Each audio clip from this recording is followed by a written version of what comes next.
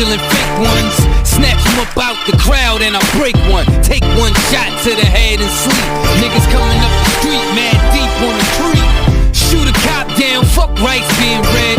Terrorize these streets while I'm... G'day guys, welcome back. My mate has dropped off the Mercedes E320 2004 model. He said when he put this one back in, it started, but it was harsh to get into gear. He put his foot on the brake, he couldn't put it back from neutral through to park or reverse, anywhere above neutral with his foot on the brake. I confirmed that last night with him.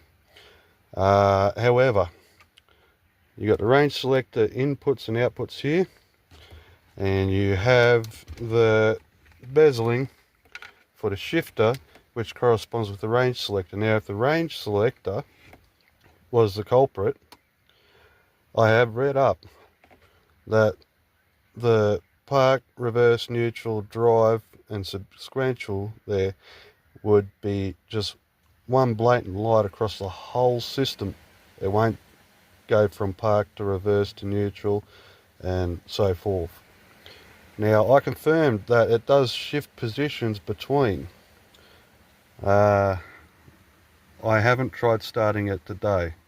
It isn't, let's say, an on-off intermittent thing. He sometimes has limp mode. It sometimes won't start, so that's two sort of trouble areas. There's also the fact that it won't go back from reverse, go back from neutral to reverse and then into park with your foot on the brake. And that's leading me to believe that it is a transmission control module. This one did have issues. Before I repaired this, it wouldn't start in any gear. Once again, it's back to the same issue where it won't start in any gear. However, this one is corresponding with the gear selection from the range selector. The transmission control module, there has been obscured misconception on the series. Some people are stating that the one in the floor panel, the body control module, is the transmission control module, which it is not. If you go under the bonnet, open the fuse box up, you'll find that the computer with connectors closest to the fender on the side of the fuse box is indeed the transmission control module or transmission computer. To work on that or inspect that by unplugging it, please disconnect the main battery in the boot. If the auxiliary battery is dead, don't worry about disconnecting that, but if it has power, disconnect that one too. When I popped open the fuse box yesterday afternoon with my mate here, there was actual fuses and relays dislodged in the box, and there was quite a bit of junk in there. So before I put this one back together after dismantle and inspecting that transmission control module, I will be cleaning that fuse block, so that way there's nothing obscuring the relays or any kind of conduct between the relays and sensors and areas that they go to. Yeah, stay tuned. Now today, due to the fact that it is so late in the day, I've had so much to do this morning, what I am doing and what I am only doing today is disconnecting the battery, which I won't film because thousands of people know how to disconnect the battery. It is not hard. But what I will be doing is pulling that transmission control module. That I will film, because if it is what I suspect, I want it caught on camera.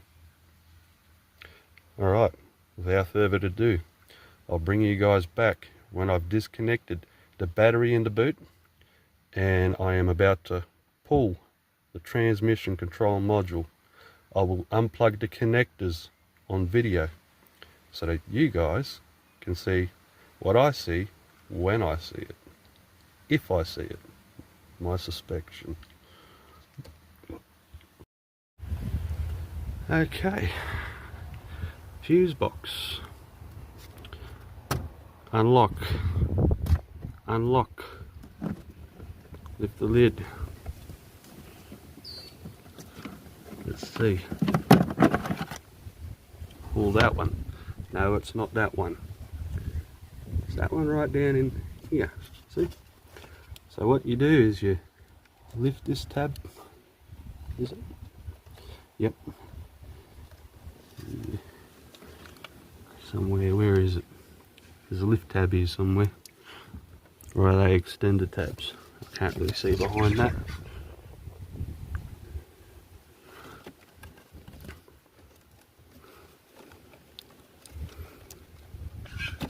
Ah, yes. So you pull the lock tab outwards,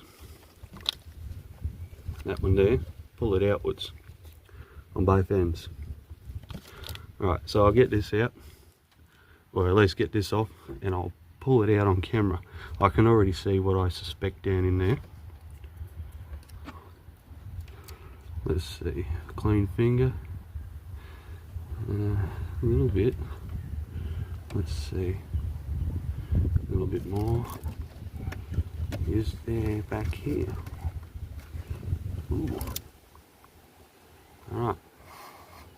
It smells like transmission fluid. Alright, I am about to pull this. I'll bring you guys back when I have these two connectors off. It's a bit difficult to do one-handed. I know, I said I'd come back when I have it pulled, or was about to pull it. However, if you can see on those pins there, just in there, there's a little bit of transmission fluid that I can see. And there was a couple here too.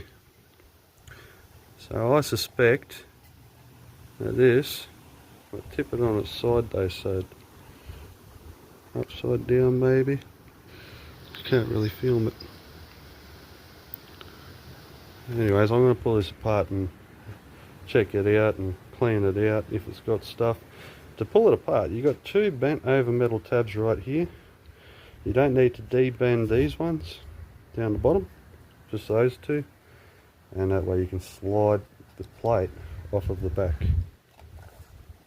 It doesn't look like there's anything else really holding this together.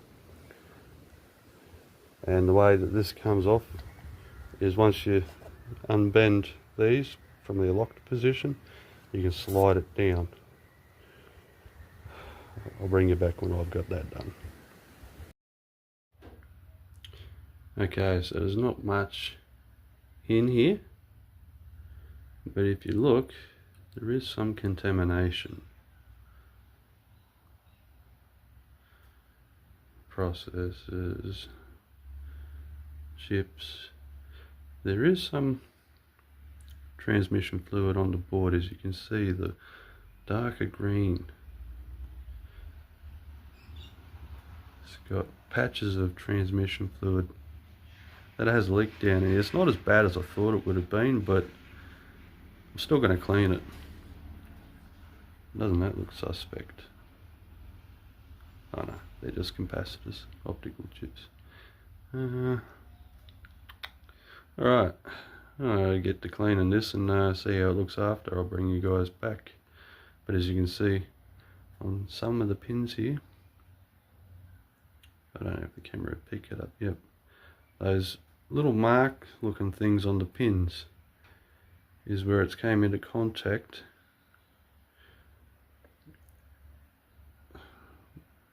with transmission fluid.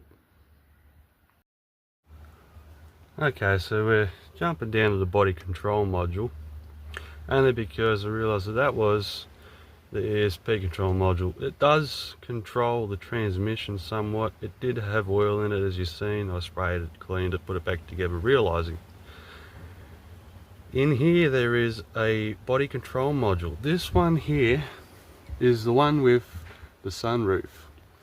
Now, when the sunroof drain ports come clogged, and they drain out through the channels, out under the car and all that, it pulls up water here, grounding out the body control module. I've taken out the 3 plastic retainer 10mm nuts, and they go up on there like that. For that you'll need just a ratchet or even a 10mm socket. There's one down in this part here, but when I put my hand down in here, look at that. It's saturated. Alright, so I'll wipe my hand here, on my shirt actually. See, dry. Put it down here. Go like that. It's soaked, back and front. So, we might be on a bit of a winning level here. I'll remove this pan to gain access, to have a view behind it, because I'm really interested. I'll bring you back. Okay, you can see all over this watermarks. There has been water coming down through the channel, pooling up, splashing up onto the back here. It is fixable. How long it will last, well, who knows. Oh, is that ground ports? Let's see. It is. I don't know how well you can see that bottom one, but I can see some corrosion on that. It looks like it's overheated and shorted. Nothing a simple cleanup won't fix. But yeah, all the water down in the carpet. It's not as bad as it probably was. However, I can't see down there. You guys can't see down there. Damn it. However, that's going to wrap this one up for now. Until my mate gets back to me on what exactly he wants to do here. Because longevity wise, it may last a very long time, or it may just last a couple months. I will run it by him when he has a bit of free time on his shift today. He's currently working on accidents and towing, so I'll put this all back together for now, just so I can secure the car, lock it up while it's here, to sort of eliminate any trouble that may occur in the area that I am residing. But yeah, as you can see, watermarks absolutely everywhere. You couldn't see it from the front. I couldn't see it. Look, there's even corrosion here. But on the front, it looks normal. So you wouldn't have known unless you taken off this panel just the extent of where the water has went. I wouldn't have thought that the water had came all the way up to the top and corroded. Maybe this one here has been full of water, and maybe that one there has been full of water. Unknown exactly on which one's which at the moment, because there's not really good write-ups online on which one's which. I think that one there is the communications, whereas this one here, W72, so that's the body and transmission control unit in one. I might, I'm jumping the gun. I'll wait for the response on what he wants to do. I can pull this one apart and see if it's got any kind of moisture, corrosion, anything in it. But I really want his go ahead first before I go any further, because I don't want to do all this work for him to scrap the car. It'd be a bit of a shame. That being said, that's all for today on this E320 2004 Mercedes Benz. German made, and I'll check back in with you guys when he has responded to me as to which direction he wishes to go after I've chatted with him. However, the Forerunner is ready for its tune-up, so stay tuned for that. And as I said, it's kind of unfortunate I can't jump the gun. It's not my car. I really do want to fix it, but if my mate doesn't want to fix it, end of discussion. Alright, signing out. Hope you enjoyed the video. Stay tuned for the next one.